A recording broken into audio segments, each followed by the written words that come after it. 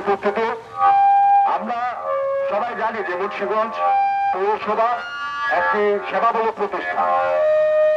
পৌরসভার প্রধানতম যে কাজটি সেটা হলো এই পৌরসভার মধ্যে যারা বসবাস করে যে নাগরিক রয়েছে তাদের প্রত্যেকের সেবা নিশ্চিত করা।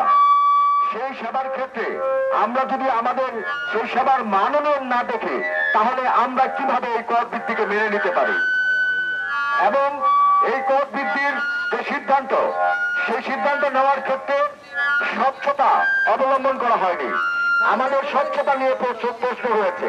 তাই আমরা আশা করব মুন্সিগঞ্জ পৌরসভার যারা সচেতন এবং বিশেষজ্ঞ নাগরিক রয়েছে সেই নাগরিকদের সমন্বয়ে একটি কমিটি করার মধ্য দিয়ে মুন্সিগঞ্জ পৌরসভার যিনি প্রশাসক হিসেবে দায়িত্বে রয়েছেন তিনি সেই নাগরিকদের সাথে সমন্বয় করে মুন্সিগঞ্জ পৌর যে কর সেটি নির্ধারণের বিষয়ে তাদের সাথে আলোচনার ভিত্তিতে নতুন করে কর নির্ধারণের সিদ্ধান্ত নেবেন এবং আপাতত এই কর বৃদ্ধির সিদ্ধান্তটি তারা স্থগিত রাখবেন।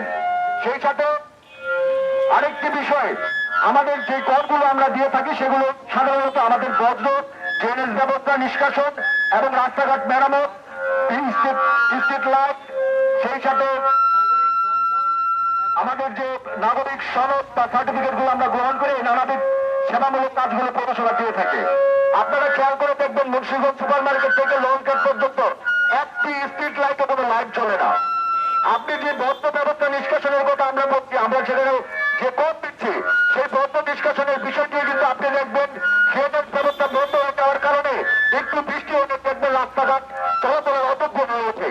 এই যে অপরিকল্পিত ড্রেনেজ ব্যবস্থা, তার জন্য তো আমরা নাগরিক ট্যাক্স দিয়ে থাকি না।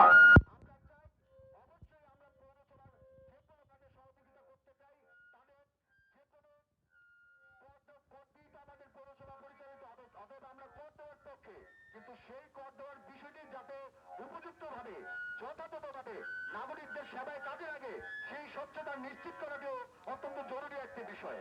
আমরা এই বিষয়টি নিশ্চয়তা যাচ্ছি। এই পর্যায়ে বক্তব্য রাখার জন্য আহ্বান জানাচ্ছি এরশাদ বিরোধী আন্দোলনের অগ্নিপুরুষ মুন্সিগঞ্জ জেলা ছাত্রদলের সাবেক